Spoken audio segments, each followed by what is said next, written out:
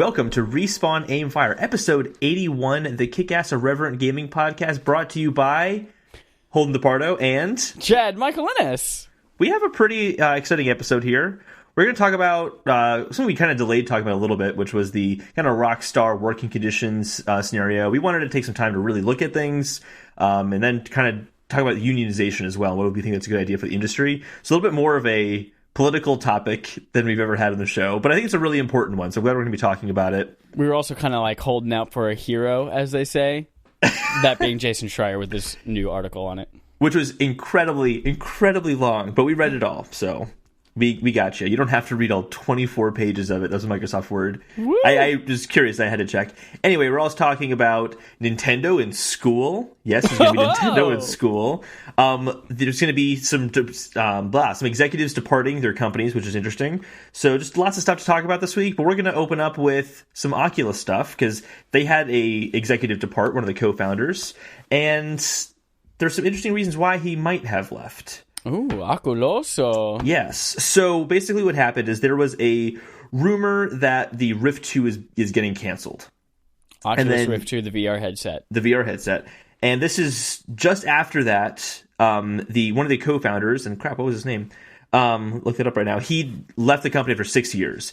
And he put a post on Facebook just kind of saying that he's so proud of the team he's worked with, that it's been one of the most, highlights of his life kind of thing. He did have one part I liked a lot too. He said that when people ask him, "Oh, I love the products you make there," he just said, "We all have a saying, which is team effort." We just say team effort.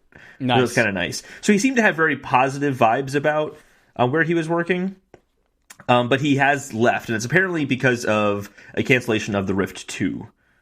And the guy's name was, I'm pulling it up right now. Where's his name? Brendan. Eevee? Eevee, yeah. Eevee? Brendan. We'll call him Brendan. It's right here in the note. Yeah. Oh, it's in the note? Okay. Yeah. It's in the note. I didn't see it. Okay. Oh, there it is. Okay. I'm just an idiot and didn't see it. I'm an idiot. You're an idiot. So apparently this is happening because there are fundamentally different views of the future of Oculus, which basically means that based on the rumor, means that he wants her to be Rift 2, and then the Oculus Go and Oculus Quest, upcoming Oculus Quest, are kind of the mainline products that Facebook wants to focus on, is apparently what is the kind of the clash there. So that was interesting. Now, Facebook has since come out and denied that they're not working on Rift 2. They said they are still working. They didn't say on a Rift 2, they said they were working on a Rift. The actual quote is, "While we can't comment on our product roadmap, some specifics, we do have future plans and can confirm that we are planning for a future version of Rift." Now, they didn't say Rift 2, but would they say Rift 2? I don't think they'd say Rift 2 because they don't want to confirm a new product. But it does leave it kind of open. It does. To me, right off the bat, that says future version of Rift, like slimmed down. That's exactly what I maybe wireless, but mostly just like more comfortable ergonomic. Yeah, it'll be like the PS4 Slim kind of thing. Like it's a new version of the Rift. Yeah, take what they've learned from what was the one we talked about last time? The new one they announced, Oculus Quest. Whatever the fuck. Quest, yeah, like the ergonomics and things like that of Oculus Quest, and apply it to the Rift, which is now several years old. Which is, I'll say, it's in dire need of. As someone who has glasses, the Oculus Go is really fantastic at working with glasses, has like a built-in glass spacer you can get. The Rift is kind of a nightmare for glasses. You have to put your glasses like inside the headset first, and then put it all on it as one piece, and you have to hold on to the arms of your glasses as you do so they don't go flying all over the place. It's really kind of messy, and they do need to change. Man. Life is very challenging. Having to put on your VR headset. I have to hold my glasses and my extra sensory device. An Oculus Go, you just put it on. And a Rift, you kind of have to finagle a little bit. I mean, I demo these things, so I see people with glasses all the time try to use them, and everyone has this hesitation of, this seems stupid to have to do it this way. And I'm like, I know it does, but it's so much better than like pushing your glasses up against your face as you're putting this headset on. So they do need to work on those ergonomics. I wouldn't be surprised if they see that. But I don't get the vibe they're working on a Rift 2 based on this. And they've shown off at Oculus Connect back in May. They showed off a lot of like prototype features for things that they want to show off in VR. But they didn't show anything off as like, and this is going to be in a new headset. They just said, here's wider field of view, eye tracking technology. All of those things could be applied to an Oculus Go or an Oculus Rift. They don't intend don't inherently have to belong to a Rift 2.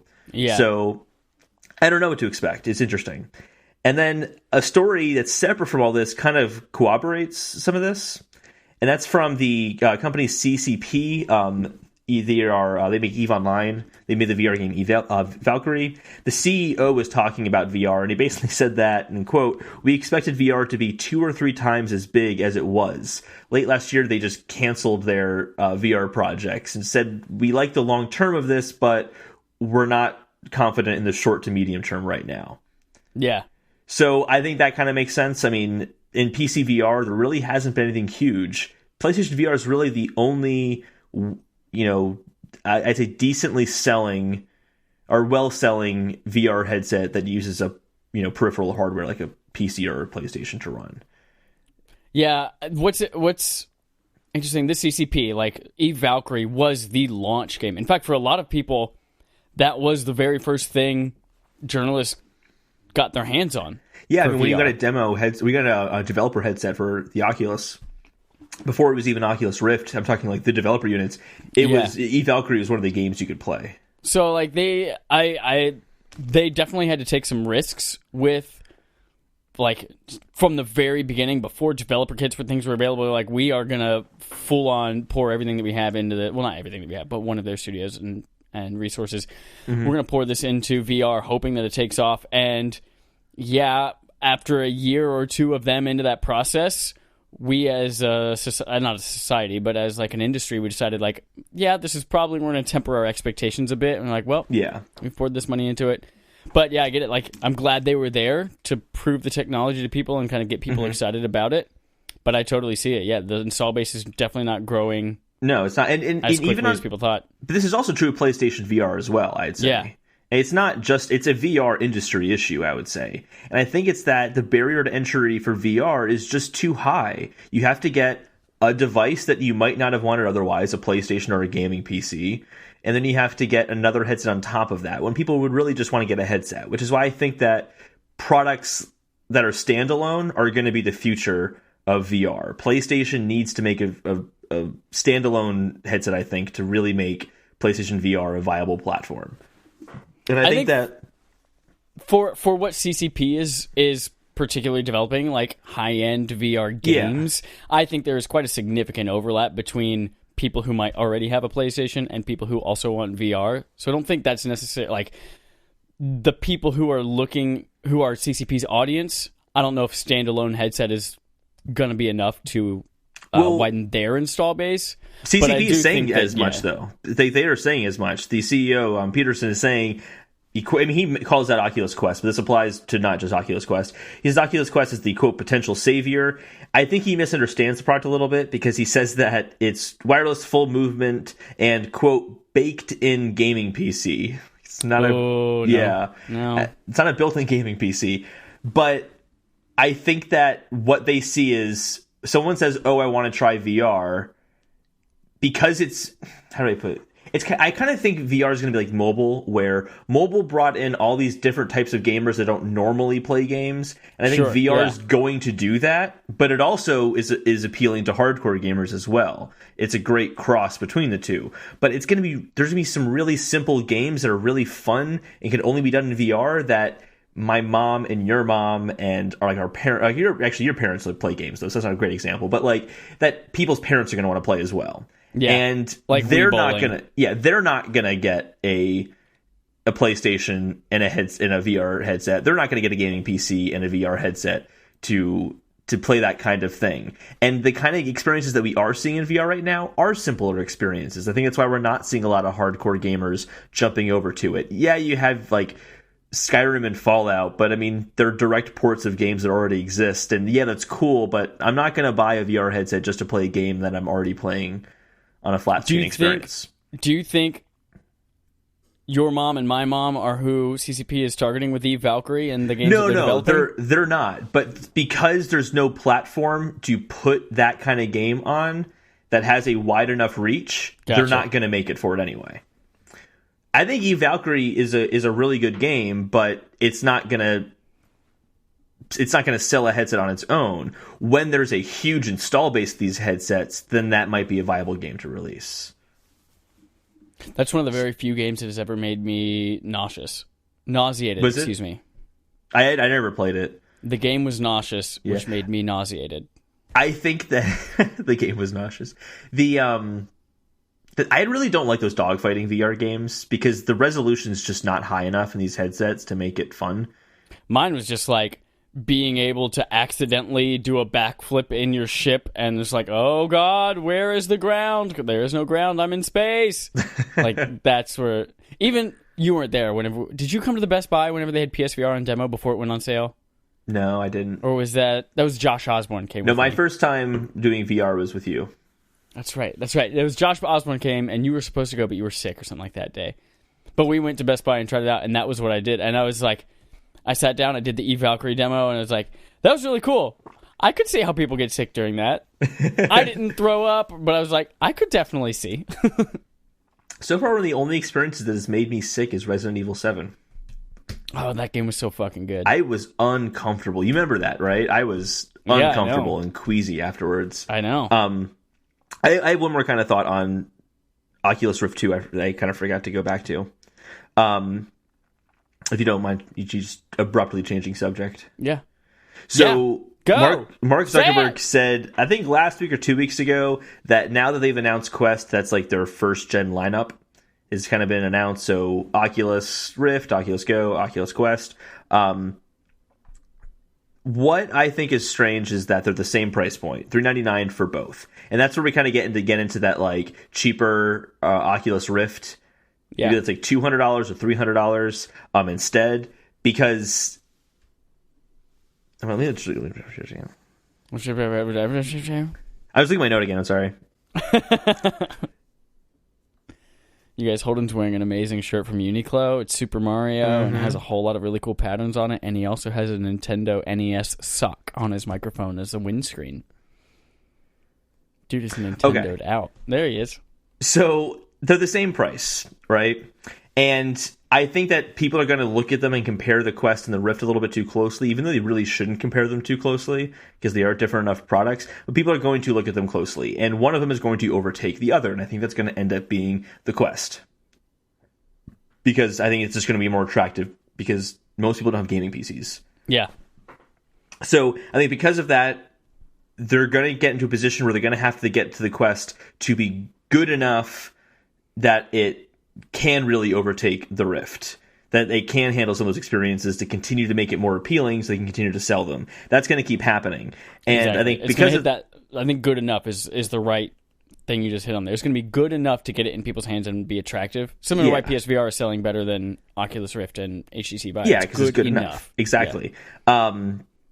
And because of that, they're going to want more developers thinking about Oculus Quest than they are going to be wanting them thinking about Oculus Rift. Because if they're thinking about Oculus Rift, they're thinking about these crazy big experiences that we can make with all the extra processing headroom of a PC, that they're then going to have a really hard time making games for the Quest. So the Rift kind of gets in the way of the Quest in that regard. Yeah. So they can't coexist. They just can't. It doesn't make sense. So I think that they should get rid of the Rift. If they want the Quest to be really successful. And I think the Quest is the better route to take. It's definitely the more interesting route. Yeah. It's going to be especially rough since at we've first. already got the HTC Vive Pro, like on the high-end mark. Which also just no one's buying that. Yeah. No one's really buying... don't hear anything about it. Although it is the better experience. You just it is the better experience. It's also way more money. I mean, it's like saying, well, the Ferrari is the better experience than the Mercedes. It's like, well, yeah. One's a Ferrari. But yeah, I think you're right. In order for Oculus to find its niche, it needs to change things up, and it's got to go that Quest route. Yeah, I just think in general, though, I think PC VR is how we got here, but it's not where it's going to go. Yeah, Fez. Your VR sucks. What does Fez have to do with this? You said PC. Oh, okay. That's all that I got to say about this Oculus Rift banana stuff. That's all I've got to say about that. 3 in a row, Forrest Gump. Yeah, it was. Yeah, all right. There we go. Chad, every single episode from here, the rest of the time is now going to have Forrest Gump in it. Chad, what did you play this week? Playtime with Chad looks like this. Hey, guys. Do you know what this month's game is for Barf? Backlog Accomplishment with Respawn and Friends? It's Castlevania Symphony of the Night. And I am being such a good adult that I am... partitioning my time in a responsible way for this, And I'm playing it throughout the month rather than mainlining it into my veins like sweet black tar heroin at the end of the month. Because that's what heroin users do, is they just get enough heroin for the month and then use it all at once and then wait till next month to use it again. That's right. That's why overdoses exist. Moving on to something less offensive. I've been playing Castlevania Symphony of the Night, and only Castlevania Symphony of the Night. Not because I have to, but because this game's fucking good. Chad, spoilers, you're not supposed to talk about your opinion of the game until I know, the end of the month. I can't help it. Like, I played it legitimately till 1 a.m. the other day. I heard about that. That doesn't happen very often. I played Spider-Man till 1 a.m. I think I got a text message from you like really late at night once. Like, I had fallen asleep and you sent me a text message, I think. And that never happens. That never happens. Bedtime for me is like 9:30, 10 o'clock. Because you're 10:30 at the latest. Because you're a baby. But yeah, I've been playing that. And in fact, I even bought Dark Souls on Switch. Haven't even launched the application yet. Spider-Man DLC came out today. I missed what you just said. You cut out for a second. What was the Switch thing? I bought Dark Souls on Switch. Oh, you did? Okay, cool. Downloaded it with the intention to play it on Friday night, or whatever day. Yeah, Friday night. Mm-hmm. Started playing Castlevania Symphony of the Night on the bus on the way to work. Said, fuck that. I'm playing Castlevania, bitch! So, yeah, I'm playing a shit ton of that, and that's it. That's all I'm playing until I'm done with it. Yeah, so I really want to play Castlevania, because I, too, really like the game, but I haven't had time to play it this week. So, haven't played it this week. Should we go ahead and announce the delay in Bard? Yeah, so, because Holden is choosing the old-fashioned route of waiting till the end of the month to mainline No, I'm not waiting. Like I just haven't had the opportunity. An overdose on Castlevania. Chad, you're a terrible person. We are delaying our discussion of Castlevania for Backlog Accomplishment of the Respawn and Friends until November 6th, voting day. And that will be the day that we all celebrate. So, that's all I played. Holden, you're looking at the screen like you're very concerned. Because you're cutting out like crazy, and I can't I can hear you now, but you were cutting out like crazy. I didn't hear anything you said for a good 30 seconds. I just said that we're delaying the shit, so let's keep going. You didn't stop recording, did you? No, I didn't, but I didn't realize that the clicking was going on for the metronome, so I just turned that off. That was going on for about 17 minutes and I didn't even realize it. How did that not annoy the shit out of you? Because I was focused in our conversation. I was just engaged. I was all up in that. I was in a different world, a virtual world. In a different world. So yeah, I assume you played nothing? Yeah, I played Castlevania Symphony of the Night. Just kidding, I tried to and didn't. You just played midterms. I just played midterms, yeah. Which I've done very well on, by the way. I got my grades back for the first two midterms. I did very well. And I was dead tired. Look at that. Did you get the platinum trophy? No, just under platinum trophy. So I went off of a plane without sleep right to my Java midterm. And then in there, we had to write a program by hand on paper, which was really, really annoyingly hard, actually. Yeah, that sounds stupid. Computers exist. Although that's right up your alley. You love typewriters and notebooks. Like a phone doesn't exist or a laptop doesn't exist. Hey, I like notebooks, okay? Writing is fun. Point is that Holden also reads a physical newspaper now every day. Twice a day. I'm an old man. We've been over this. I barely text. I don't use social media. I read newspapers. I had a typewriter, but I didn't like using it that much, so I don't use it anymore. But I do like notebooks. They're fun. Anyway, I didn't play games this week because I had school, and I crushed my midterms even though I was tired the whole time. I crushed it because I'm awesome, but I'm not awesome at playing Castlevania because I haven't played Castlevania that much this month. Because, Chad, you are a better person than I am. But you know what you are awesome at? What? Opening physical books like I'm not. You know what else can be opened? Our quest log. So Holden, let's open up that quest log and find out what the internet has provided for us. Starting with Sony PlayStation. Yeah, I didn't hear most of what you just said. I'm assuming there was an insult thrown in there at some point, but I don't know. No, it was just a great transition. Oh, okay. Great segue, also, Chad. I'm really proud of you. Also, fucking call Verizon and get your internet fixed. Do you just want to switch to audio really quickly? If you can hear me, stop your recording. Stop your recording. Oh, can we switch to audio? Is that a thing? Yeah. All right, switch. Go. Oh, you turn the camera off. Y'all like butter? This is how the butter's made. This is how you churn butter. There we go. All right. Yeah. So Sony stuff. You guys like this inside look at our podcast? How professional we are. Can you believe we've almost been doing this 2 years? You would never even know. So But PlayStation blog announced the release date for a few upcoming games. Two I wanted to highlight. Daiscene, which is it Daiscene? Daiscene? What is it? Do you know how to pronounce this? Is that the VR one from Software? Yeah. From Software? Yep.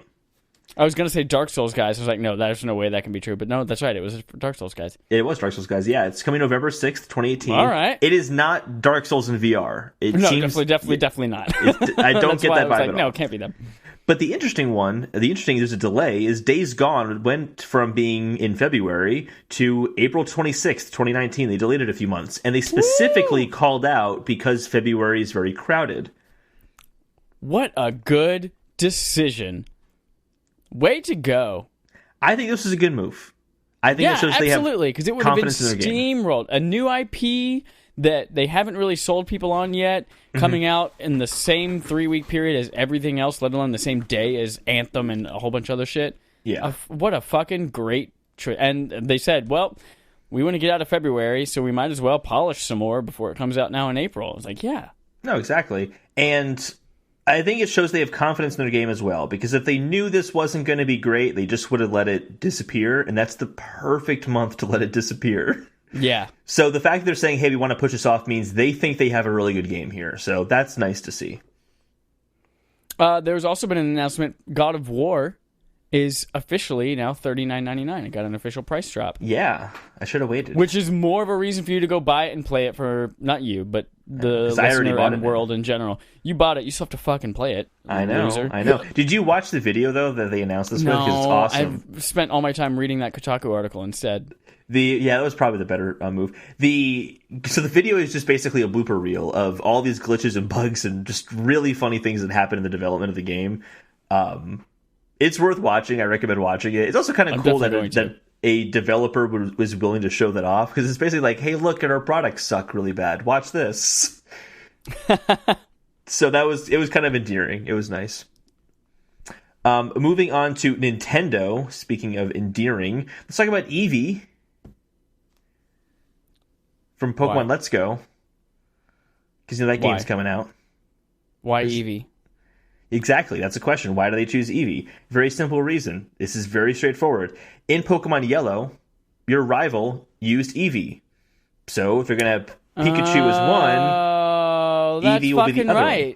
That makes so much sense. So he said that's part of it. The other reason is just that since Pokemon Yellow and having a rival use Eevee has just become a much more popular character. So it just kind of, they said it naturally fit into that area. Okay. That's cool. Right. I don't so much hate it now. Yeah, that totally makes sense. It's one of those things where there was some huge Pokemon fan who knew that detail and was like, no, guys, it makes sense the way they chose Eevee. You just don't get it.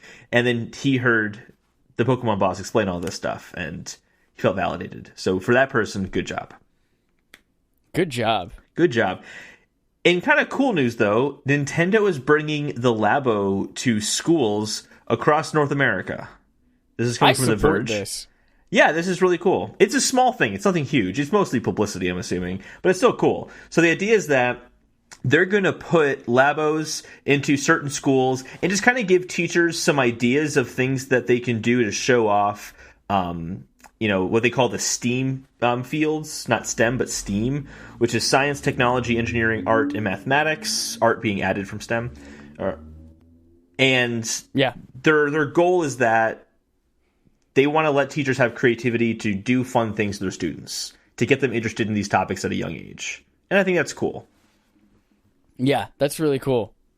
So they're going to be putting them into 100 schools, 2,000 students by the end of the year in May to June of 2019. Yep. Seeing how schools already... Like, I've visited some schools before and seeing how they, use Sphero robots for coding and things like that. Mm-hmm. I think this is an excellent opportunity to kind of not just show kids the coding side of things, but also, the engineering side of things. This is a really fascinating and great way to kind of stoke their imagination and show them how shit works, and if they decide that's something that sparks their interest.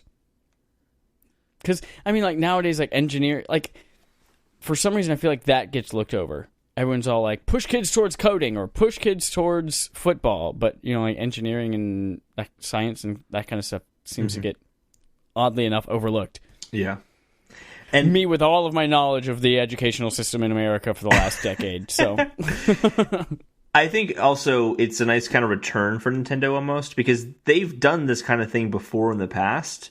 I'm not talking like Brain Age. I'm not talking about Brain Age. I'm talking like they've done... Mario typing and things like that. Like, they've done things with education before in the past, and it's kind of like a return to that almost. Yeah. It was kind of nice to see. It's going to be expensive, though. What, to get Labo in all those schools? Well, the Labo themselves are already expensive, but then you got to get the Switches for the Labo. And... Yeah, what's I'm curious about is Nintendo just giving these Switches out to schools? It's probably in their best interest, too. Yeah, but that's a lot of free shit. Yeah, but Nintendo also has a lot of money. You're right. You're true, Ka. Yep, I true. Chad, you're excited about this Spider-Man thing, aren't you? Spider-Man. Oh, yeah, I got the little notification today that, yes, Spider-Man's first add-on, The Heist, which is one of the 3 storyline things from the City That Never Sleeps DLC, is out today on Tuesday. If you're listening to this at all, it's already out. And I can't fucking wait. And I got, of course, the deluxe whatever digital edition, so it's waiting for me already. Hair toss. So as soon as I beat Castlevania Symphony Night, I'm going to play this. Very, very exciting. These are Fetch Quests, by the way? weekend coming up. Oh, yeah, Fetch Quest. What's up, Fetch? Stop trying to make Fetch Quests happen. God damn it. Fucking stuttering. So, we also have Red Dead Redemption 2 is going to be on 2 discs. There have been talks of that. It is official. It's going to be on 2 discs. But the good news is you won't be switching back and forth between 2 discs the whole time. You will basically have 1 disc to play the game, and then the other disc just installs content to your PlayStation or Xbox. Yeah. Yeah, we were talking about last week. By the way, there's been yet another update to like the install size of Red Dead, and now there's a third story about how much it actually takes up. It's now actually only 13 gigabytes in size. It's really small. It's big. Whatever the fucking story is, it's big.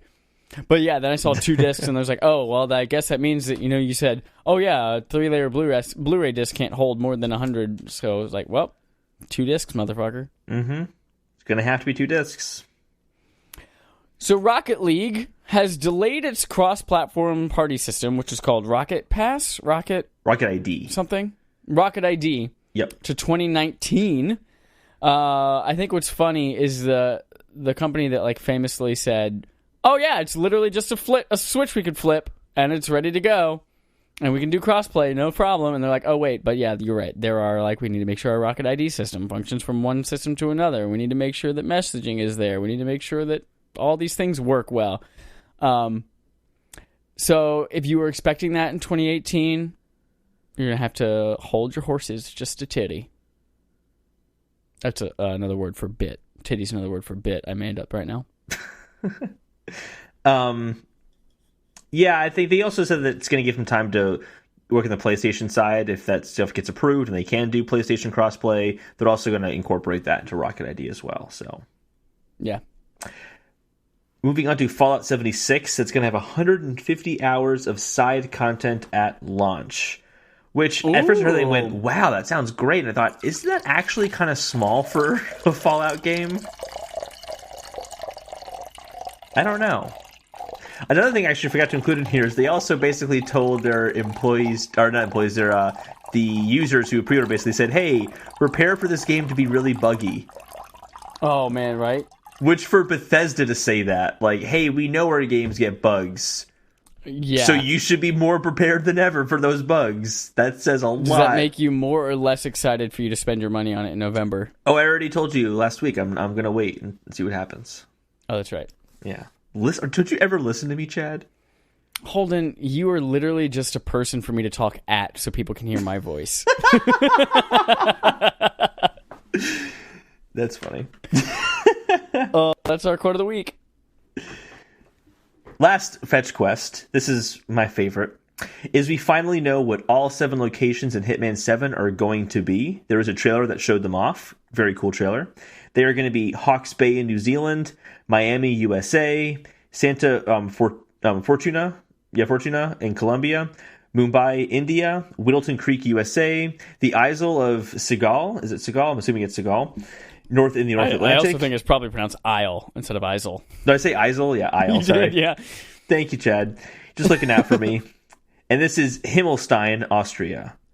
Himmelstein, yeah. Himmelstein. Would you like to go to Austria with me to Himmelstein and kill some people? Jesus Christ. So I'm just excited that we finally have what all the locations are, but we didn't see a lot of them. We just kind of saw quick glances. We didn't really get a good look at what they all are. I don't want to spoil it. Exactly. So I'm excited that I don't really know what they look like yet, but I know kind of an idea of what I'm going to be able to see. I can let my imagination go wild into what all these isles I'm going to be looking at are. Get out. I can't wait. That is all the fetch quests we have. Let's move on to third party. This is like our last little segment before the main quest. And third party and indies. Do you want to start this one off, Chad? Go for it. Sure. So Jade Raymond leaves EA Motive Studio after only a few years after taking over. So EA has made a statement. We're going to read a quote. With this change, means quote. With this change, Jade Raymond has decided to leave Electronic Arts. In her time with us, Jade helped to build great teams, and our projects underway at Motive and other studios continue unchanged. We are appreciative of all of her efforts, and we wish Jade all the best as she moves on to her next adventure. We are driving greater creativity into everything we do across EA Studios, and we'll look forward to sharing more in the months to come. Yeah. So the change that they said at the beginning, with this change, the change is that there was a new head over the not just Motive Studios, but also a few other EA studios. That was Samantha Ryan was promoted up. They didn't She's say now covering the entire North America, aside from EA Sports. Yeah. And I get the vibe maybe they didn't work very well together, is what it seems like, just based on how that she's seems to be the subtext. Yeah, that's the subtext I'm getting, because this statement came from EA. Jade Raymond herself has not said anything publicly about this, to my knowledge, at least. So I haven't seen anything from her at all. So I'm assuming it's probably just, hey, that situation's not working for me. But if EA is saying this, I think it was a pretty amicable. It wasn't like it was bad blood necessarily. It was like, hey, I don't think this is going to work out. Maybe we shouldn't do this. Yeah. That's kind of the vibe I'm getting. Not necessarily bad blood, just a recognition that maybe this could get bad. So let's break off now. Let's do it before we grow to resent each other, and then we're just staying together because my laundry's at your place. Exactly. That's how all of my relationships end. It's actually the best way for them to end. It's not. You spend more time hating the other person than you guys actually spent dating in total, and you're like, why are we together? I don't think we're talking about the same thing. Less out of my personal life and into whatever the hell is next on the list. I think we're talking about something different there. So anyway, BioWare is planning to live stream Anthem next week to kind of show it off. The game is now in alpha, as we know. So the whole game is playable, just maybe has a lot of bugs in it at the moment. But the lead producer, Michael Gamble, and a developer, Ben Irving, they'll be doing the live stream on November 1st together. The plan is to build a random character and then start playing the game. Oh, wow. That's revolutionary. No, I think they're just trying to show off, like, this is what the beginning of the game looks like. Yeah, that's cool. So, cool idea. For this early on, I think that's kind of cool to see something like that. What if it was literally, like, they build the character and then, like, the first 10 seconds of the first cutscene? They're like, great, I hope you guys enjoyed our live stream. I hope... And that's it. See you guys. Bye. Yep. And we have a rumor to end things off. That is that Destiny 3 is in development. This comes from a reliable source or well-known leaker on Reddit. And the game apparently is going to be more hardcore than Destiny 2 with a bigger focus on RPG elements. You think they mean rocket-propelled grenades? I think so, yeah. Yeah. What do you... Because you play Destiny 1 a lot, you play Destiny 2 a lot. What does that mean to you? More hardcore than Destiny with bigger focus on RPG elements. I don't know. First of all, it's super ambiguous as shit. It's very ambiguous, yeah. I don't know, man. I have no idea what that might mean. The other part I thought was interesting was an open world sections of the game that are going to be PvPvE, which is player versus environment, and it's a, quote, fight for territory. To me, that sounds like Destiny's version of a battle royale. Do you think I'm reading that wrong? More sounds like is like you have this big open world and you do maybe that's like factions. Like, oh man, I've killed a certain number of enemies in this area of the world for my faction, therefore we own this and there are benefits for my faction over here. So you're not okay, I see, okay. You're more, it's like this is an exact comparison, but it's kind of like in Titanfall where you're fighting against other players, but you're all just also fighting against AI grunts, and you get points for also killing the grunts as well. Is that kind of what you're saying? There's a wider scale to it than just Titanfall. No. No? Okay. No. Not even close? Okay. I'll show. What I'm really thinking about is playing Guild Wars. Oh, okay. Guild Wars. There were two main factions you could be a part of. And, like, depending on which one you chose to, like, align with during your playthrough of the game, you could, like, different parts of the game could be overtaken by certain faction. Different areas might belong to another, like, public but I areas. guess what I'm saying, though, is that in those different areas, you're fighting other players, but you're also fighting AI as well, is what I'm saying. That's what I was getting at. In my examples, it was all PvE, and then the meta game was PvP. You weren't directly fighting other players. Okay. But I don't know. I don't know what this might mean. Oh, okay. That was also 18 years ago. How long did Guild Wars come out? How long ago? Oh, I have no idea. You're going to have to ask somebody else. Guild Wars Factions was the expansion. I'm mostly just talking because I'm Googling things and you haven't started talking. This was where they introduced the fact... I was playing this at Governor's School in 2006 is where I started playing this because it added the ritualist to it. Yeah, April 28, 2006. Jesus Christ, I'm older than fucking the moon. All right. Yep, pretty old. Get out of here. All right, I think we're ready to move on to the main quest. I think so too. Strap in. It's a heavy one. So, last week, Sam or Dan Houser? There are two brothers who are leads at Rockstar. Were in an interview with Vulture, and they basically said that they were almost bragging about the fact that, you know, the development's been really heavy on this game and that they've been working 100-hour weeks. And that statement set off a firestorm of... Well, that's the one issues. Line from a much larger... A much larger interview, yeah. But that one line... focus on, yeah. Yeah, well, that one line really blew up. That's kind of how everything that we're going to be talking about started. And it's really prompted a deeper look into Rockstar's working conditions. Stories have been coming out since then. And this is also not the first time that Rockstar's had complaints against them. About something like this happened also San Diego, Rockstar San Diego, who worked on Red Dead Redemption 1. So back to 2010, they had a very similar situation to this. We'll get more into that in a little bit.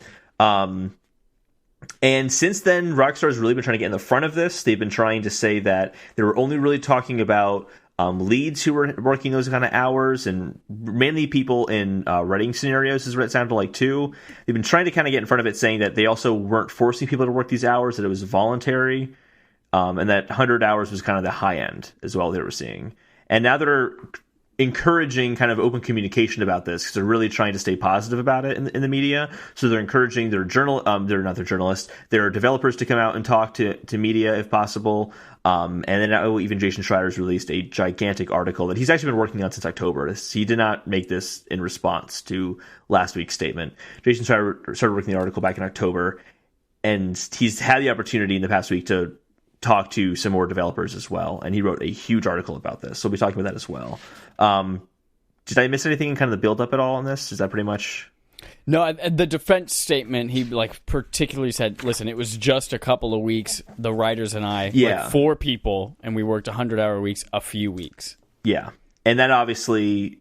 I don't think he was necessarily lying about that, but there's a lot more to the story than just that. Yeah. So... Yeah, let's just start with the Jason Schreier article to start off with, and then we'll kind of break things down from there. I have some information from the Independent Game Developers Association on stats on kind of working conditions we'll get into as well.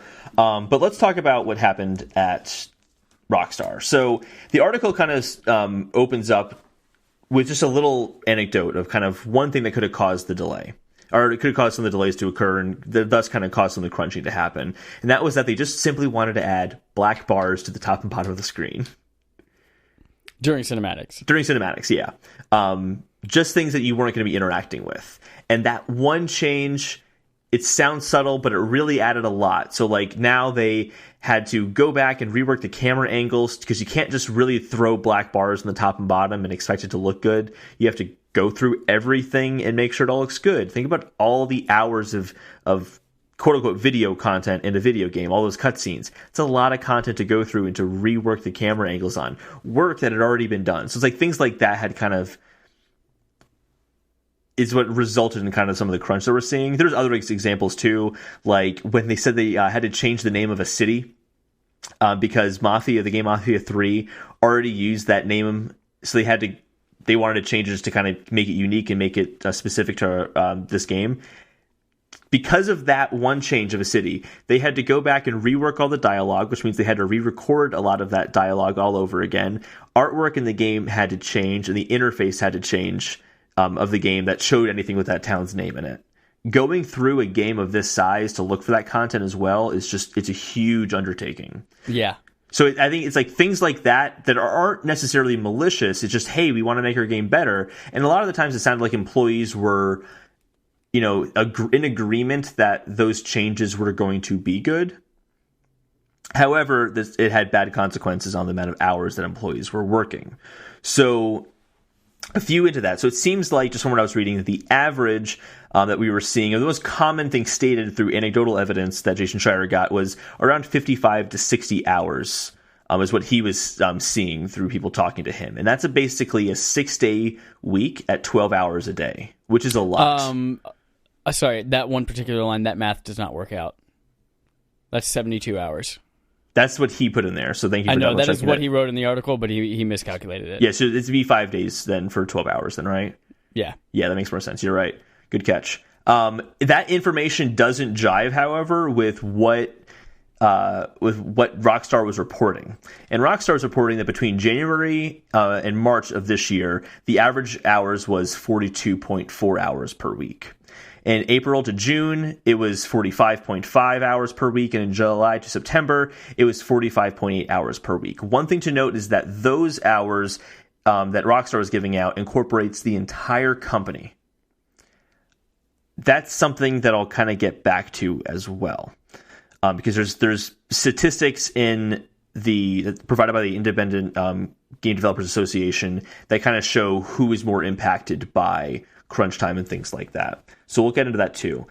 One thing that's notable too is the numbers don't change too much. I mean, 42.4 to 45.5, 45.8, these are huge changes. The article also is stating that the crunch is really beginning, depending what department you're in and what you're working on in the game, in 2016, and then for others it's starting in 2017. So it's really been a long time that this crunch has been occurring. It is impacting the worst the cinematics teams, like with the black bars, the design teams, and the quality assurance teams, which is something I don't think people take into consideration. Let's go back to like that example of the black bars. They changed the black bars. Well, they've already maybe put that through quality assurance testing, possibly, and if they did, it has to go through it again. So it's repeated work over and over again. You can chime in, by the way, if you ever want to, Chad. I'm following along for now. Okay, you're good. If you just have an opinion you want to throw in there at all. So when talking about that kind of discrepancy that Schreier had noticed in the 55 hours per week anecdotally and the 42.4 hours per week, Jennifer Colby, who's kind of a contact point for Jason Schreier at Rockstar, she said, quote, there are individuals exaggerating their actual hours, and she claims that she's able to prove it, which is probably through a system called Bugstar, where employees have to log in their hours, basically, so Rockstar can see how much their employees are working. So she's claiming that some of these employees are exaggerating their hours, which I thought was a little strange to claim that. what I was noticing is that data that they were saying matches what I would expect to see from what the Independent Game Developer Association was talking about, with not just the 55 to 60 hours per week, but the 42.4 hours per week. That discrepancy actually makes sense based on some of the data that I was seeing on working conditions. And part of that is that these crunches, I'm actually going to break off of Jason Schreier's article for a little bit. We'll talk about these stats and we'll jump back into Jason Schreier's article. These stats basically show that the crunches don't impact every single department evenly. I mean, I already mentioned that, like, in his article, he mentioned that cinematics design and quality assurance saw this more heavily, but we saw this the least, like the group of workers in the game industry as a whole, interviewed by the Independent Game Developers Association, noticed that programmers had the least desire to see unionization and things like that because they were seeing less things like crunch, and other departments like art design, audio design, localization, quality assurance, these departments were more likely to see crunch because those types of things are happening later on in the development. Like, you can't do audio work until you've really gotten every other piece put together. You're doing localization as you're kind of at the tail end of development and you know exactly what that script is going to be like. Quality assurance is not happening at the beginning of the game, at the beginning of development when you're figuring out what it's going to be. You're doing quality assurance when you're figuring out what you need to fix before it ships. It's like all these things line up towards the end of development. And what I noticed in some of my own research, looking at Glassdoor at Rockstar specifically, is that those are the positions that also make the least amount per hour, or as a salary, depending on if you're salaried or hourly wage. So programmers are getting paid the most and working less hours in crunch time because they're not seeing as much crunch time. They are still seeing it, but not as much as the more creative fields in a company. I thought that was interesting. Yeah.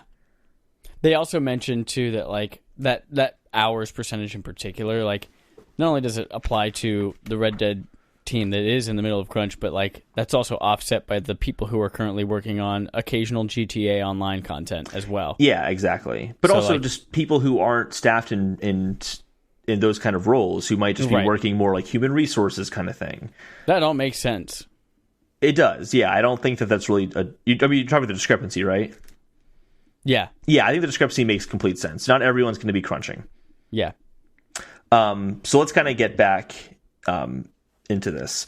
3 things that I kind of thought were interesting and kind of trends I was seeing over and over again is this idea of culture of fear. I kind of want to get into now of some of the reasons why employees weren't talking about the crunch time, or why some of them were okay with the crunch time, or why they felt like they had to be there for crunch time. Yeah, why they had to be there. So there's a kind of a divide of employees who didn't like the crunch time and thought it was avoidable and not justified. There were others who said, well, I expect this to be in the industry. It's not great, but this is what I signed up for. And there are those who said, hey, I'm workaholics. I'm coming here anyway. No one put a gun to my head. I'm coming into work. And I'm, like, wanting to work 80 hours a week. So it's kind of, there was a split amongst that. And again, that is also supported by independent, IGA, by the staff. I'm just going to call it the survey. I don't want to repeat that every single time I say that. All right. By the survey. So the survey supports that. Yeah, the Independent Game Survey supports that as well, that not everyone is having an issue with the crunch time. So the people who do have an issue with the crunch time, it's kind of a culture of fear. And it's not so much that Rockstar is saying you absolutely have to come into work. Some people are saying that's the case. But it seems like there's a culture of fear of your boss comes to you and says, hey, we need employees coming in on Saturday. And you don't want to say no because you want to be seen as a hard worker. You don't want to be seen as a slacker. You will kind of be almost like terrified into doing that overtime. Right. That's where it's like, it's technically illegal for your employer to require you to work overtime. Mm-hmm. But that's also like when they're looking at promotions. Oh, really? Who's here working hardest? When they're looking at like, oh, the game is done and we have to lay off a third of the studio because we no longer need everyone on board to support post-game stuff. Who am I going to lay off? The person who was here 40 hours a week or the person who busted their ass 70 to 80 hours a week? Like, so it's not quote unquote required, but if you want to do anything in the industry or at the studio, you got to do it. And it's tough too, because that's kind of like there's a natural, I think, healthy competitive element to that of, hey, I want to be seen as a hard worker, so I want to put a lot of hours. But some people take that to an extreme and say, well, now I'm coming in on Saturday and Sunday to work a full day on those days. And people feel like, well, I'm a hard worker too, and I want to come in and work on those days as well. I want to be seen as a good worker, even though that seems like too much for me. It can be a tough thing for people to kind of wrap their heads around. And I think something that doesn't get talked about, and I haven't seen this at all getting discussed, but this is something that my professors at my school have taught me, is that it's hard to judge developers based on traditional metrics of work. You can be doing more work than someone in less time because you're thinking more efficiently or you're working more efficiently. You can do more in less time, so your number of hours working doesn't necessarily mean you're doing more or less work. But also, the number of lines of code you write isn't also a good metric either, because technically speaking, less code in some cases is going to run better than more code. Yep. Not always, but in most cases. So it's really hard to find the metric of, well, who put in the most work on this team? It's not based on the number of hours you put in. It's not based on the number of lines of code you put in. So it's kind of hard to measure that as well in these situations. And things like art as well, it might be hard. It's very subjective. When it ended up being used, I designed 15 different things, but he designed one that one ended up getting used. It seems like his work is now better represented, which makes it seem like he did more work, when in reality he might not have done more work. Yeah. In fact, in his original interview with Vulture, one of the things he talked about is the trailers that they released. Mm-hmm. How sometimes they would go through like 75 iterations of this trailer, and the editors might have even gone through 100 more than that. Like, is it because they made so many trailers and worked so long making all of these trailers? Does that mean that they're a harder worker, or had they made fewer just trailers that met the requirements they were looking for? Is that a better term statistic? If they made the trailers faster, it's hard by you're right, hard by traditional means to kind of measure that kind of stuff. Yeah. Going more in depth in this, because there's so many reasons why this culture is developed. I think it's really fascinating. So another one is bonuses. It seems like these Rockstar really hands out handsome bonuses, is what it sounds like. They didn't go very specific into it, but kind of reading into it a little bit. Depending on how well the game performs, they will give out a bonus. So like when Max Payne 3 came out, it was not a very high bonus because it didn't sell very well. But the team that was on Red Dead Redemption, they got a bonus that was, quote, mid 5 digits. Whoa. Yeah. To me, that says like $50,000. Am I like, that sounds crazy as a bonus, but like that's some people's salary. And again, going back into what I was looking at on Glassdoor to see what some of the reported salaries are in Rockstar. Again, it's Glassdoor. It's not official, but it's an idea. When you're making $100,000 as a programmer, a $50,000 bonus is crazy town. Crazy town. But it also means that if you put all that crunch time in and then that game doesn't sell, that sucks. And it's kind of something you don't really have any say in, really, as a developer. It also makes the whole boycotting it hard. Let's say you want to makes it hard.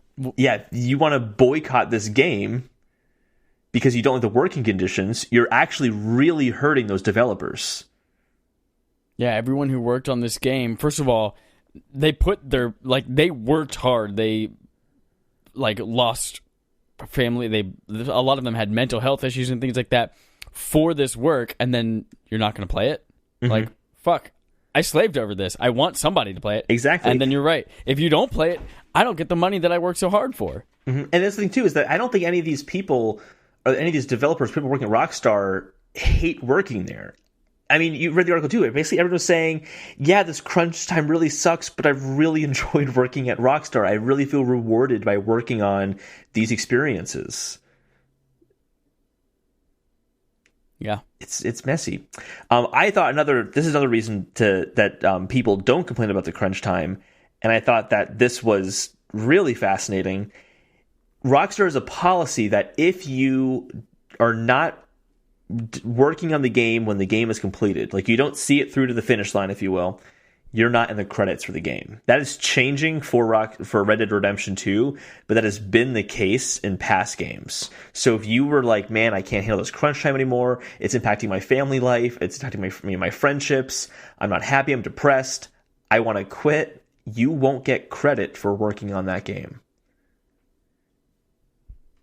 That can affect super important things like, hey, I'm applying for this job. You can see my history at Rockstar. See, I'm credited. Fucking no, you're not. Exactly, and we'll get into the union side and after all this, Rockstar stuff. But like, that's a big reason for a union, right there. Is like that's not necessarily fair.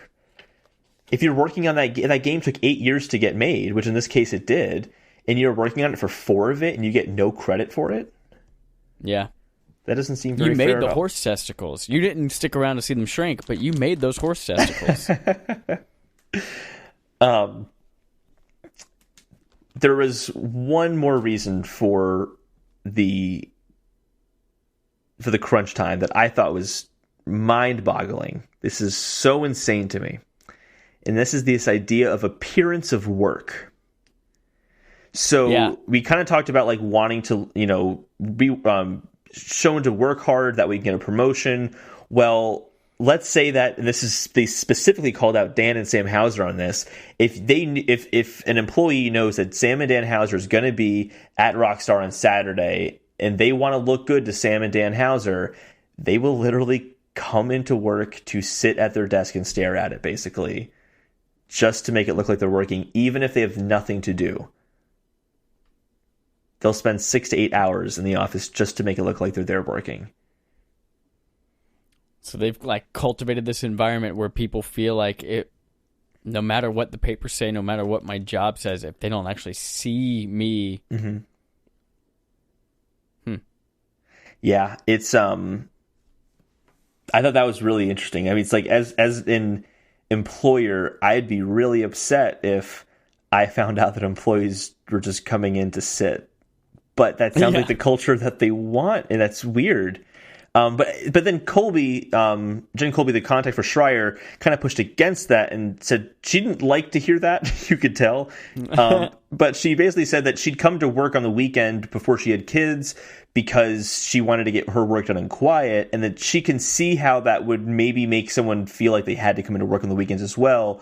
But she never really wanted her employees to come on the weekend.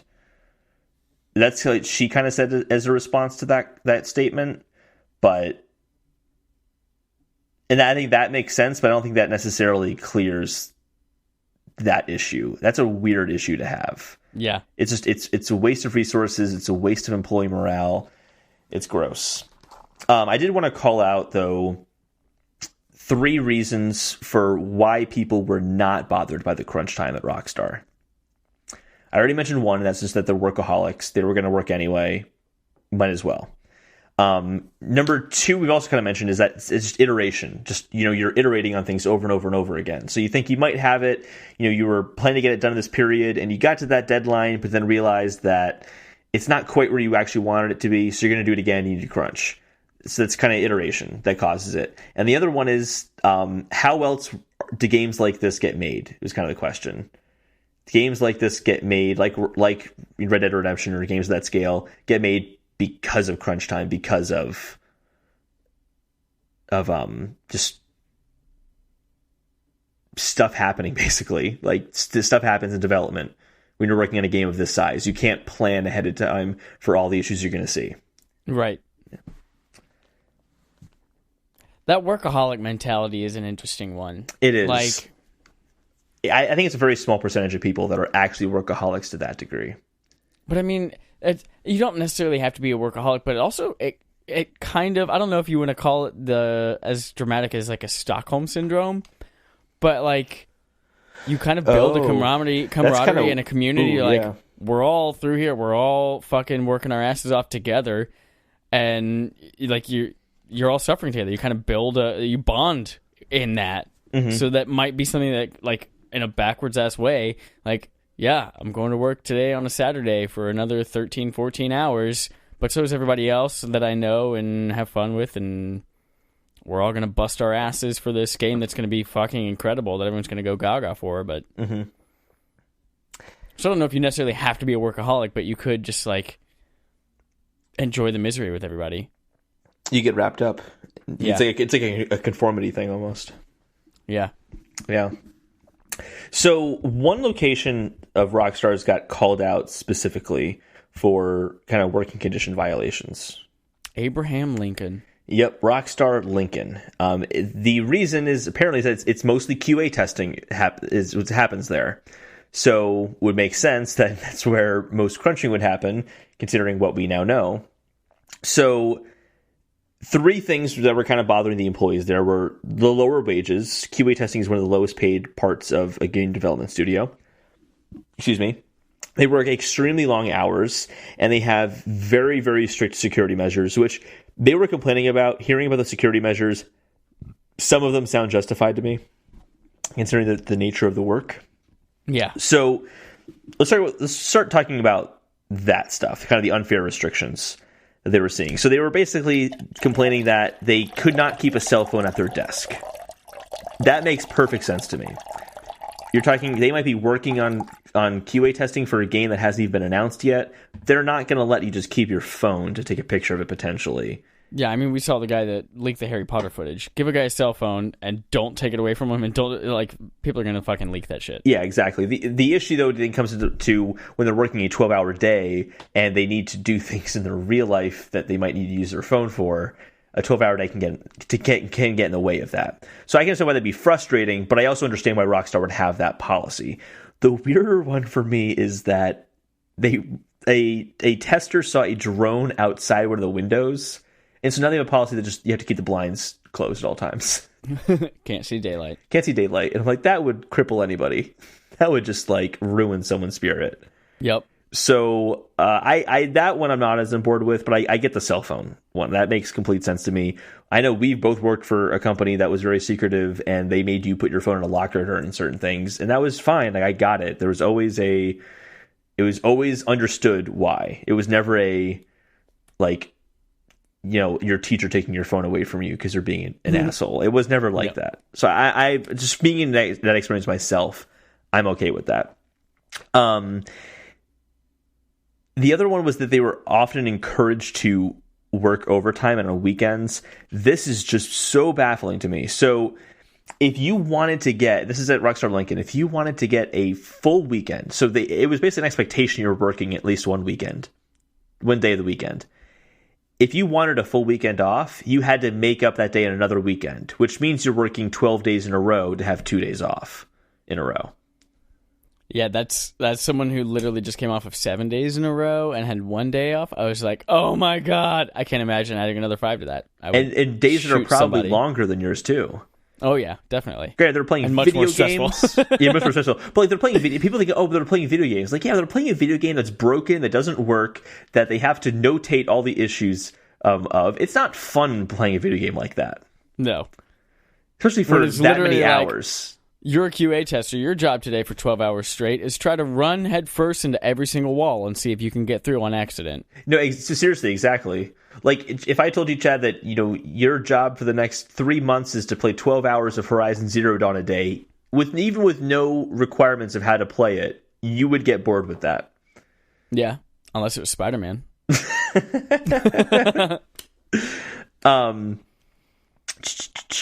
One more thing on Rockstar Lincoln is that some employees have kind of talked up and said that some of these things are changing at Rockstar Lincoln already, and they are getting better. It sounds mildly better. So now you can only work 2 overtime shifts in a week, and you get 2 weekend shifts per month. So they're still expecting you to work the weekends.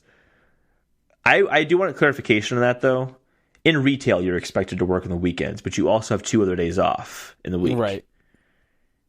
If you're working a 7-day week in your weekend shifts, that's not cool. If you're working 5 days in your weekend shifts, that's a retail shift. That's what retail is. Yeah, it's the same idea. So I want to know a little bit more about that. But the fact that it's like, oh, okay, now we have it, so you're just doing 2 hours of overtime, or 2 days of overtime a week. The fact that like they're working down to that says a lot, I think. But I think that was pretty much like the gist of the Jason Schreier article. I'm trying to see if I missed anything at all. So what do we do from here? Well, we've heard from the developer, the people working there themselves. Don't boycott it. That's our bonuses you're messing with. That's our hard work we want you to see. Don't boycott it. What do we do about this kind of stuff? I don't have an answer on that. But actually, didn't they mention he had a solution in the article? Didn't he? Yeah, they mentioned at the end. Someone said, just talk about it, make it open, talk about it on the internet, pressure companies publicly to change. Mm-hmm. And this is something that it's not new. As you mentioned in the beginning of this whole discussion, it's not even new for Rockstar. Mm-hmm. It's a big thing in our gaming industry right now. And GDC back in March, there was a huge discussion because of all of this about unionization. And I think as you mentioned earlier, I've been going back and forth. It's like, is unionization the right thing in the gaming industry? Is it not? How does it scale? Because unionization is not recognized worldwide, but game industries are everywhere. Or game companies are everywhere. It's such a complex thing. So, I want to talk about these statistics. I think they kind of answer some of these questions, but I also want to offer up something. There's kind of the big thing against unions. I guess the conservative perspective against unions is that, well, these industries can regulate themselves. And I don't think that's true of every industry, but I do think that is true of the video game industry. I think that it has proven to be responsive to consumer feedback in a way that other industries are not. And I think for that reason, we might not need unionization. And based on some of the stats that I have here, it does look like it's getting better. And in some ways, in more drastic ways than I would have expected. But there's still a lot of work to be done. I'm not trying to say it's completely resolved. So there is basically the number of regular hours that are worked and the number of crunch hours that are worked. Because these companies are going to go in peaks and valleys in terms of when they're really ramping up production and when they can kind of cool it down a little bit because they're figuring out ideas and that kind of thing. So in 2004, the number of regular hours that was less than 60 hours was 67% was greater than 60 hours. Less than 60 hours was 67% of the staff. And then in 2009, less than 60 hours was 52% of the staff. And in 2014, less than 60 hours was 36% of the staff. That was in crunch time period. Sorry, wait, I'm reading this wrong. 1 second. I'm so tired right now. I've been working on this all day. Decrease crunch time hours. Yeah. So this is the number of employees that were in crunch time. And this is over 60 hours was 67% of staff. Sorry, I read this wrong. So 2004's over for in crunch time period. In the week, they were working more than 60 hours was 67% of the staff. Working more than 80 hours was 14% of the staff. Now, in 2009, you went from 67% to 52% of your staff working over 60 hours, and your over 80 hours went from 14% to 18%. And then in 2014, you went from 52% in 2009 to 36% of your staff working over 60 hours, and then over 80 hours went from 10% to 15%. So that did go up. But the number of employees working over 60 hours decreased by a lot. It went from, in 10 years, 67% to 36%. A jump like that in 10 years is really good by any industry metric of any kind. Yeah. That's really impressive. But further than that, the number of crunch time in 1 year. So I'm not talking the number of hours per week. I'm talking the number of weeks that they had of crunch time, right? In 2004, the number of developers that worked 0 hours of a week of crunch time, so had no crunch time at all, basically, was 1.4% in 2004. In 2009, that number had gone to 9% of developers not having any crunch time. In 2014, that number is 25%. These are big changes for an industry that doesn't have unionization. Yeah. Is it big enough, though? Is it big enough is a valid question. That took 10 years to get there. But changes like this, like for 10 years, that is a massive change. Yeah, I guess so. Like, these things take a long time to change. So the fact that the fact that in 10 years you went from 1.4% to 25%, that's incredible. That's really incredible. Not all the numbers are going to be that good, but that's incredible. So another way that they're measuring the crunch time is not just over the whole year, how many weeks, but how many weeks in a row do companies have crunch time. So looking at, weeks in a row in a second. I skipped one. We talked about 0 weeks. Now let's talk about half of a week to 4 weeks. So we don't have any stats for 2004 for that. But for 2009, half a week to 4 weeks of crunch time was 25%. 5 to 9 weeks was also 25%. So you're talking about anywhere from less than a week to up to 2 months. 50% of developers had up to 2 months up to 1 month is 25%, 2 months is 25%. So 50% of developers had experienced a good chunk of crunch time throughout the year. But when you look at that in a row, this is where it doesn't look good. So for just 1 month, right, of crunch time in a row, 2009 was 60% of developers experienced that in a row. So when we are seeing crunch time, it tends to be all at once. You generally don't have like a week of crunch time and then a week off. It's generally like you're going for a month, maybe 2. There are some outlying cases where it goes to 3, 4, but that's not very often. It sounds like Rockstar was in that outlying cases. In 2014, that 60% number only dropped to 55%. So it did not drop by that much at all. So it's like that's what's not changing. The duration of crunch time is not changing, but the amount of employees that are involved in crunch time, that's what's going down. I feel like what the larger change that needs to happen, not necessarily like the fact that crunch time exists or how much or how long. I feel like the major change that needs to happen is like the company culture around it. The feeling that people feel like they have to be there for 60 hours or they're not going to have their job or not be considered for promotions and things like that. And I think that is where unionization will bring in benefits. Like the only parallel I have to this is the Actors Equity Union for stage actors and things like that. And I know that like when you're in an equity show, you are required by union rules to only be able to rehearse 2 hours at a time before you're required to have a break. And 2 hours at a time before you're required to have a break. There are certain amenities that have to be on hand at all times. Yeah. You have things like health insurance, and this applies to many different contracted positions in the gaming world, but also, like, statistically speaking, at any given time, 98% of all actors who earn their living as an actor are unemployed. And that goes for contracted employees at gaming companies who they're done with the project. All right, we lay you off, and then you go get hired somewhere else. That health insurance, being able to continue having that when you get laid off from a company. There are so many other benefits to unionization, but I think the biggest one, or one of the biggest ones, would be mandation of working hours and conditions, ensuring that they get compensated fairly for overtime worked, whether they're salary or not. Making sure that like they're not hoping, I'm a salary employee, I'm working 80 hours a week, hoping that at the end of this I might get a big bonus, like making sure there's something guaranteed there at the end of that tunnel. I think that's the kind of thing that needs to like culturally change. But at the same time, like like I mentioned earlier, like it's so hard to do that. How do you regulate that worldwide, especially with companies like Rockstar who have offices all over the place?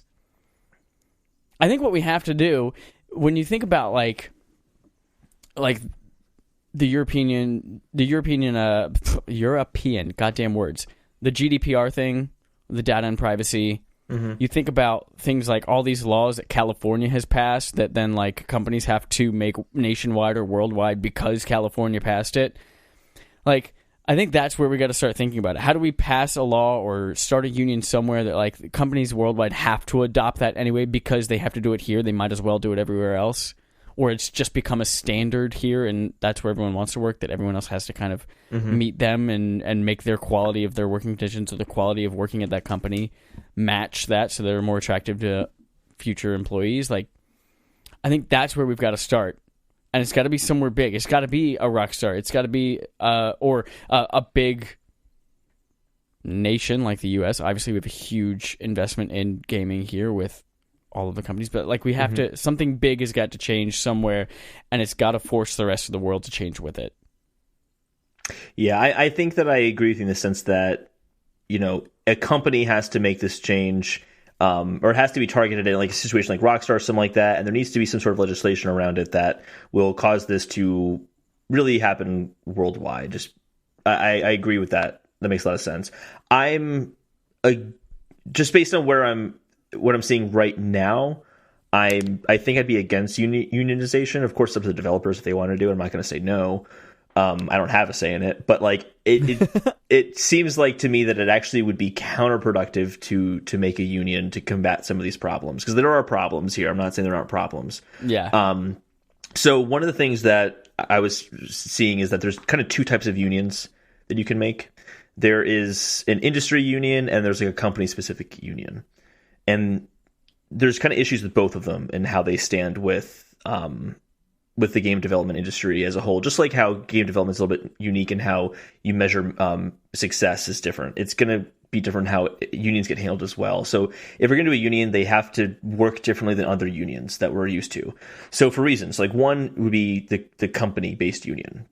The reason that's tough is that having a union just for Rockstar and just for like Santa Monica or something like that, the issue with that is that a lot of these unions are going to be seniority based. Actually, it's kind of the gist of the issue on both industry and on company unions, because they are seniority based, not merit based. You run into an issue where developers tend to move around a lot. So a developer might be at Santa Monica and for one game and then move over to Rockstar for another game.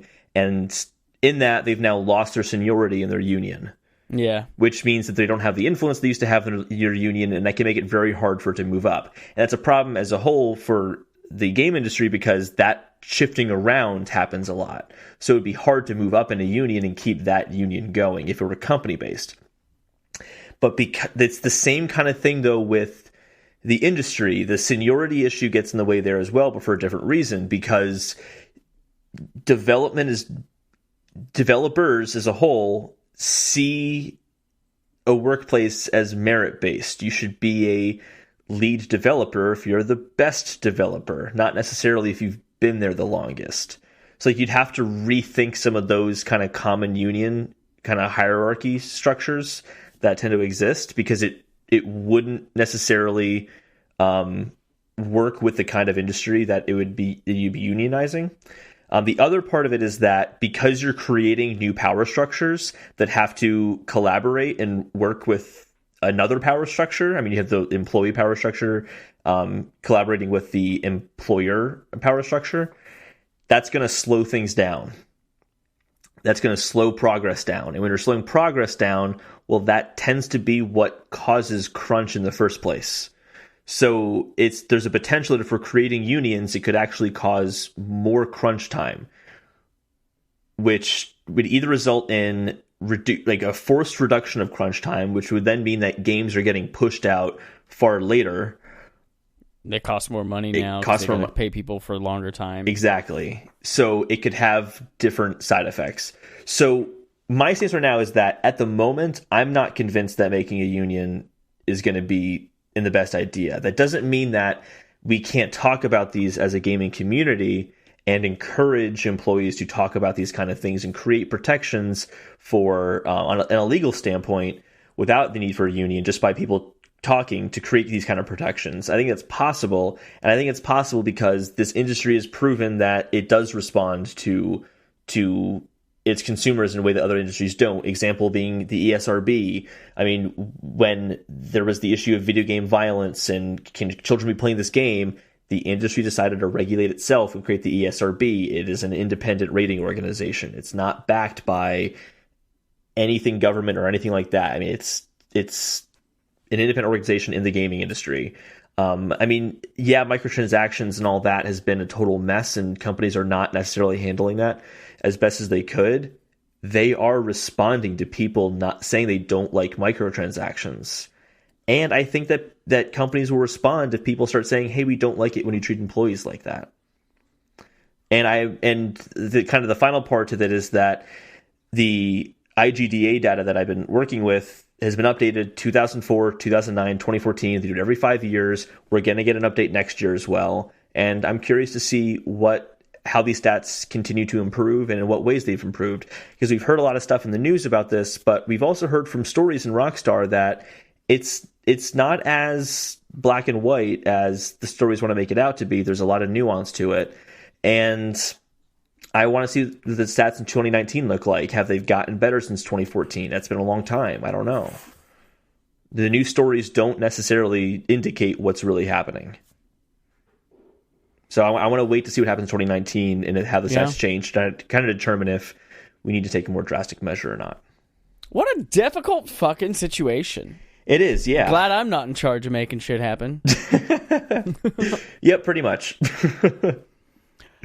Hold on, I think that's all I've got to say about that. There's Forrest Gump again. It's crazy. There's still more to say, but I think that's all I can handle right now. I think that we're in the same brains. Are you ready to move on? I actually have two more things to say. Go for it. Two more news stories this week that are related to this really quickly. One is EA DICE is losing 10% of their staff, and they're leaving just because of they were dissatisfied with how EA handled the Battlefront situation. EA DICE made Battlefront.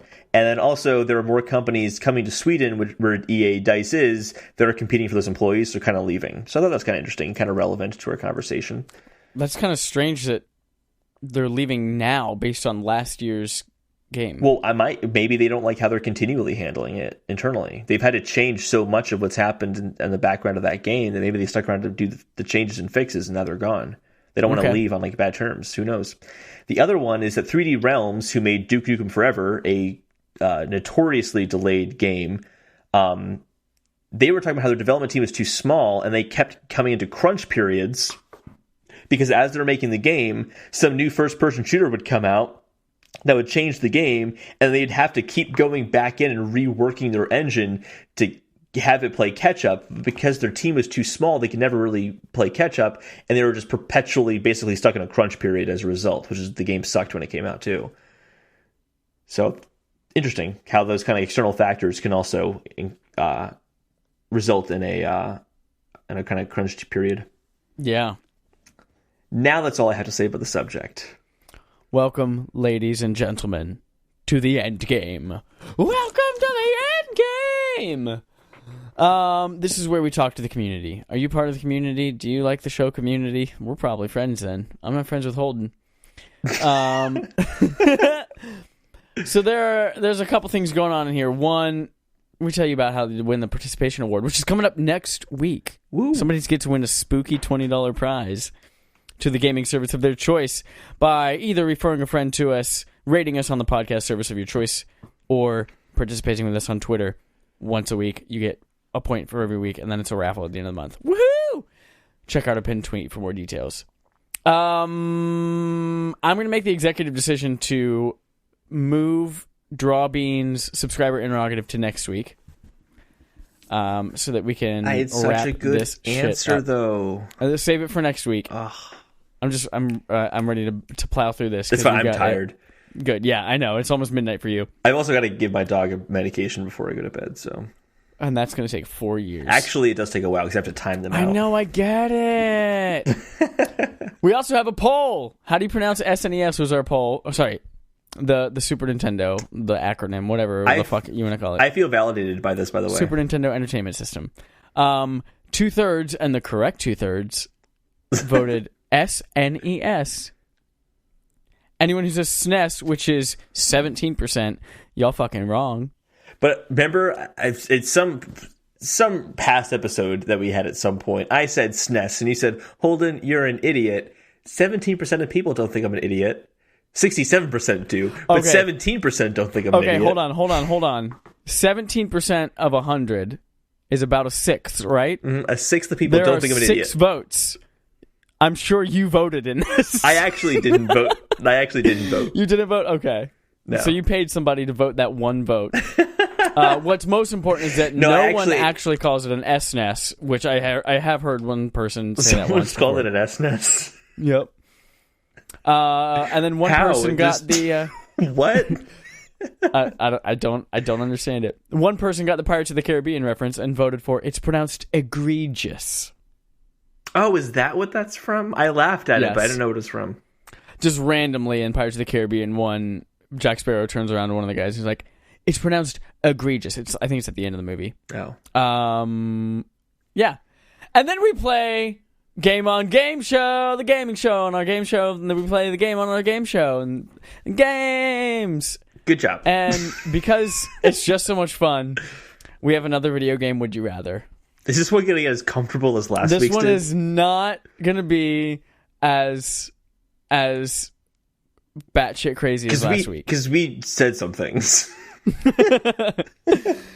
Let's start simple with a Would you rather live life as a Legend of Zelda Great Fairy or as the Ocarina of Time mailman? Oh, the mailman, for sure.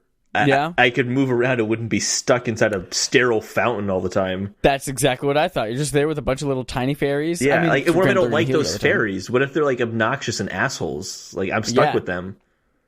Yeah, and I have versus to like the mailman where you're like running. Yeah, you're running nonstop all day, every day, and I'd feel the like same route. I'd feel like a Walmart greeter. Also, whenever like Link comes in, I have to do like a little chime or something, or like laugh in some creepy way. No, there's no chime. It's just. I don't know why I said chime. Exactly. I don't have to do that like I'm a Walmart greeter, but in Zelda style, because that's what that's like.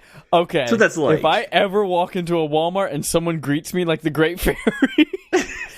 But you see why I'm saying this, though. Because she's greeting Link when he comes in every single time the same exact way. Yeah. It's the same idea, Chad. But that would be really funny, actually. I would love that. If there was a video on YouTube of someone dressed as a Great Fairy who does that laugh every time someone walks into a Walmart, and just see how fast they get kicked out. Fucking gross. People at Walmart. It's a thing. People at Walmart. All right. Would you rather... Playing all real-life instruments was as easy as pressing 5 multicolored plastic buttons. Or cooking all real-life food was as simple as it is in Overcooked. Oh, cooking all food is as easy as it is in Overcooked. That's so helpful in real life. I mean, yeah, it's helpful, but is that talent that's going to get you laid? I mean, it might. Yeah, you're absolutely right. Would get you laid. Like, I made this amazing chicks dish. Fucking love musicians. They go crazy for a broken, emotionally distraught musician. And if it's really easy to just press a couple plastic buttons, I am a firm believer in the golden rule, and I would never. Does that have to do with Holden's golden showers? Oh yeah, that's right. I would never ever sing a song to someone and play music because I hate it when people do that to me. So I would never. Oh no, you don't have to sing it and play it to someone. You're just like a badass guy in a band who probably has a coke problem and is going to die at age 32, but she's real into it. If you put it that way, I have a coke problem. That's part of it. I definitely want that one then. Can I do heroin too? Black tar heroin. Only if you do it all at once. Perfect. That's what I was going to do anyway. Perfect. Great. Awesome. That's the life for me. Dying in a ditch somewhere, black tar heroin of an overdose. I think I'm going to go the musical instruments route. Just because I enjoy music. And you're on cocaine. And I'm on cocaine. Mm-hmm. Number 3. Was this number 3 or number 4? Number 2? Number 1? Number 5? This is number 3. This is number 3. It's a long day. Always ain't that right? Matchbox 20. That was the first CD I ever owned. Yourself or someone like you. Number 3. Would you rather... The 3DS was never released, and instead Nintendo supported the DS for a full 2 decades. Or the Switch was never released, and Nintendo supported the Wii U for a full 2 decades. This is going to be controversial, but I didn't like the DS as much as the Wii U. I'd keep the Wii U. You'd keep the Wii U? Mm-hmm. Yeah. Oh my god! I know. Thought, like as I was reading this, I was like, "Oh no, that one was way too simple. Everyone's going to choose. They want the Nintendo Switch." I don't like the. I went back and was like, "Oh, what are the best DS games?" And I'm like, "Oh, there was Mario 64, which kind of sucked on a D-pad. Oh, there was Phantom Hourglass and Spirit Trek. Oh, the worst 2 Zelda games. Oh, Pokemon. Pokemon's the same on every console. Brain Age. I don't give a shit about Brain Age. I mean, yeah, I agree. Nothing. That's why I never owned a DS. There's nothing out there that I really would go back and play. Oh my god. That I can't play on something else as well. Get out of here. Yeah, but the Wii U had some really good games on it. Get out of here. Okay. So you would pick the DS then? Oh hell yeah! The system you just said you didn't buy it because there's something on it that appealed to you? Let's be honest. I don't play my 3DS anyway, so... I played my 3DS a lot, and then I just, time passes and you don't. Your mom. Mm-hmm. Number 4. Would you rather 20% of all vegetables you eat, a random 20% of all vegetables that you eat, cause you to shoot fire from your hands uncontrollably for 10 minutes? 10 minutes? Why 10 minutes? Just a number that I picked. Or 20% of all hot dog shaped foods cause you to run uncontrollably and super fast for 10 minutes. This was meant to mimic Mario and the Fire Flower and Sonic and chili dogs. Oh, so. Okay. I was going to say, I'm going to choose the hot dogs, actually, just run uncontrollably fast for... So 1 out of every 5 hot dog shaped foods that you eat. Yes. You can't stop running super fast for 10 minutes straight. Okay. Yeah, I'm going to take that one. Because it'll benefit me because I'm just going to lose weight because I'm just, running so fast, burning that calories. But the fire, I could hurt someone. I don't eat a lot of hot dog shaped foods, but I do eat vegetables because I'm an adult. So I think I would probably go with the hot dog shaped foods. Those two things have nothing to do with each other. Eating properly and being an adult, not in America. Those have nothing to do with each other. You're true. Adult means you have more money and you just spend it on Chick-fil-A. So no, that's what I do, Chad. You're right. You see they're testing mac and cheese in certain markets? Are they really? You? Yeah, Chick-fil-A mac and cheese at Nashville, Tennessee. Yeah, they had Greensboro, North Carolina. Oh, the weirdest one is in Chicago. They had fish. You can get fish sandwiches. Oh, give me back the filet fish. All right, and they were great. They were really good. Get out of here. They were really good. Yeah. Last one. This is the longest one. Maybe the weirdest one. Would you rather, anytime you're playing video games, your mouth fills to capacity with saliva every 20 seconds, requiring you to wear a bucket around your neck to spit into, or anytime you're playing video games, you can only play with your mouth wide open, making your mouth painfully dried out and requiring excessive amounts of water every 5 minutes, and thus also peeing throughout your gameplay session. How wide open are we talking here? You're very surprised, jaw dropped open. Okay. You could probably fit a Hostess Ding Dong in there without having to chew it. Ding Dong is not a penis euphemism. It's a small chocolate cake with cream. I know what Ding Dong is. Okay. This is tough. Yeah. I guess I'll take the bucket and the saliva. Okay. I guess. Yeah. It's not like I'm going to explain, this is the reason I prefer the bucket and the saliva. It's I guess that one instead. I don't know. Here's the thing, I don't have a reason. One, spit smells disgusting. That's true. And it's strapped to you. And it's strapped right in front of your face. You didn't say you can't use a nose plug. You're right. Also, I think spitting is one of the grossest things. People who just spit on the sidewalk for no reason or spit in the urinal, it's disgusting. It's disgusting. So sidewalk, gross. Why urinal, though? You're not going to step in the urinal. You're not going to, swallow your spit like God intended. Why the fuck do you need to spit at all? Sometimes it's just satisfying. No, it's not satisfying. It's stupid. It can be. I understand people who smoke, they need to spit for some compulsive reason. But it's gross. That's different because when your lungs is rejecting bad things, it's comes up as a mucus, and you I know have it's to so fucking gross. It's really gross, but that's why they have to spit. You can't swallow. You can't swallow that shit. As we determined on Would You Rather a few weeks ago, smoking's fucking gross, and I would rather suck up my baby Kirby style than have to smoke like Metal Gear Solid Snake. Yeah, so I would pick the drinking excessive amounts of water every 5 minutes. Okay. I guess let me clarify something here because I might change to that one. Can I wear a camel pack? Oh. That would have to be a big ass. It has to be excessive amounts of water. So it has to be a big camel pack. But I'm sitting down. It could just be next to me. You're right. I'm taking that one. That's easy. But you can't close your mouth except for every 5 minutes. So I'll use my tongue to hold it down. That's what I'll do. Okay. No, because camel packs also require you to suck on them, and you can't create the vacuum seal without closing your mouth. So no, you cannot use a camel pack. God damn it. Then no, I go back to the spit bucket. Oh, that has been another edition of Video Game Would You Rather, and that caps off episode 81 of Respawn Aim Fire.